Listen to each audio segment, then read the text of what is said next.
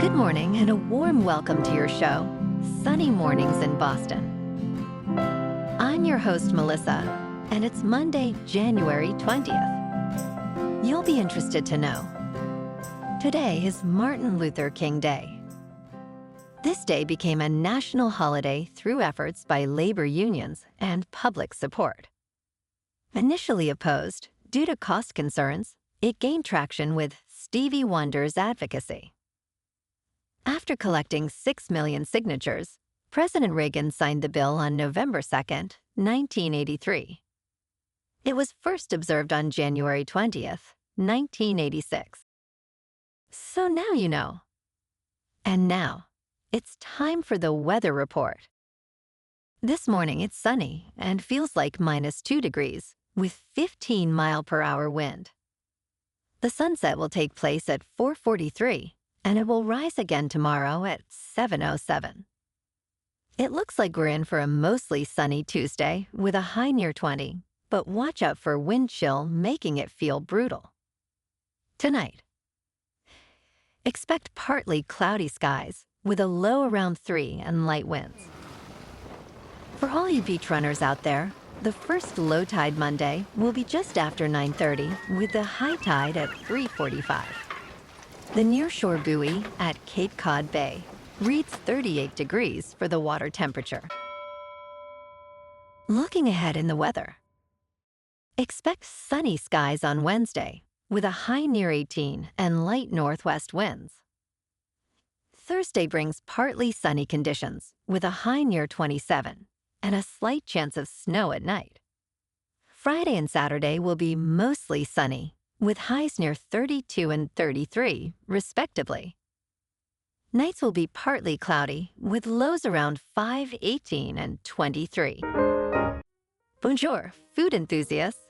This podcast is brought to you by Versailles Cafe and Pastries in Encinitas. Nestled on El Camino Real South, just north of Encinitas Boulevard, this cafe is a haven for culinary delights. Indulge in their amazing Eggs Benedict or their gluten-free crepes. You can grab a panini for lunch or just breeze on through to get your morning coffee. They are open every day from 8 to 5. So stop on by and don't forget to tell them Sunny Morning sent you. In local news, another edition of the Women's March took place on Saturday at Boston Common, just days before the second inauguration of President Donald Trump. Rallies were scheduled nationwide, with participants advocating for equal rights, equal pay, and justice for women. Approximately 1,000 people attended Boston's event, titled Women's March, People's March Boston, a smaller turnout than in 2017. Organizer Maddie Lee emphasized the need to resist fascism. Key issues included women's reproductive rights and immigration, as Trump aims to deport undocumented immigrants.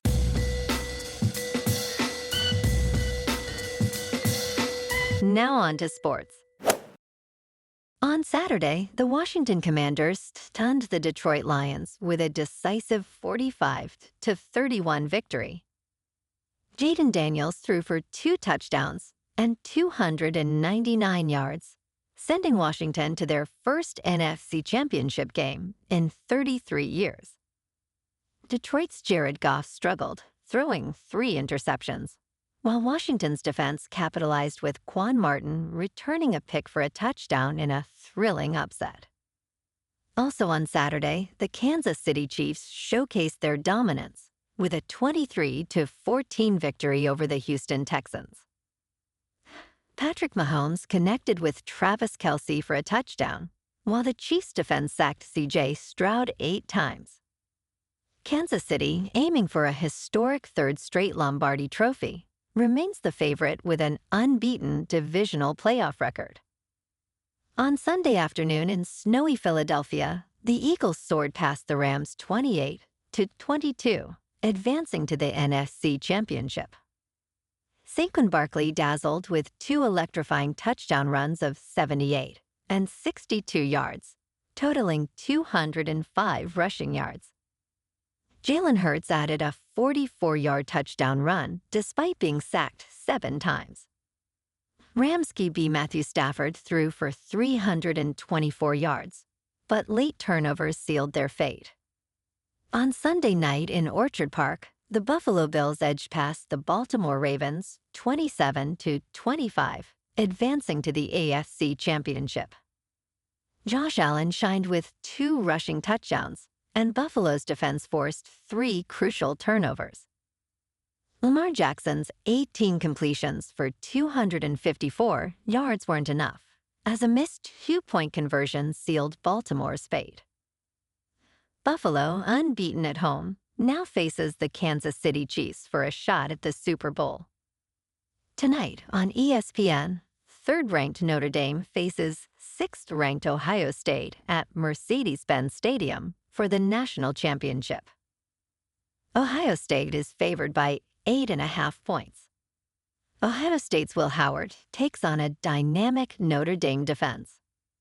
The over-under is set at 51.5. In local sports, last night, the B's and C's were off.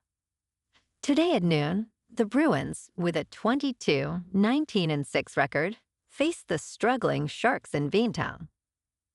David Pastrnak, with 30 goals and 21 assists, leads the Bees, who are favored by 1.5.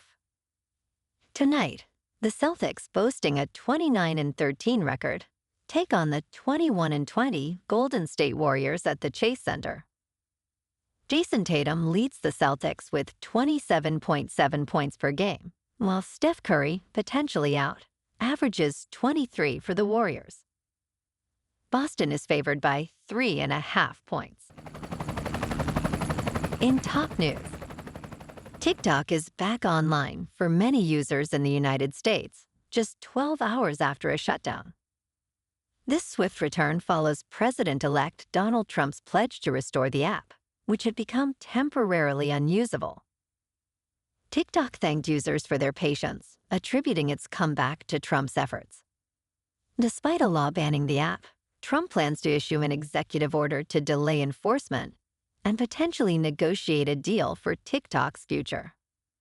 This development brings relief to TikTok's 170 million American users, many of whom rely on the platform for news and community. However, the long-term future of TikTok remains uncertain. In business news, the stock market is experiencing unprecedented dynamics as President-elect Donald Trump prepares for his second term. In 2024, the S&P 500 saw its second consecutive year of over 20% growth, a trend not seen since 1997 and 1998. Key factors include the Federal Reserve's interest rate cuts and robust corporate earnings, despite a brief scare in late summer. The rally has been largely driven by a few major players, with the top 10 stocks comprising nearly 40% of the index.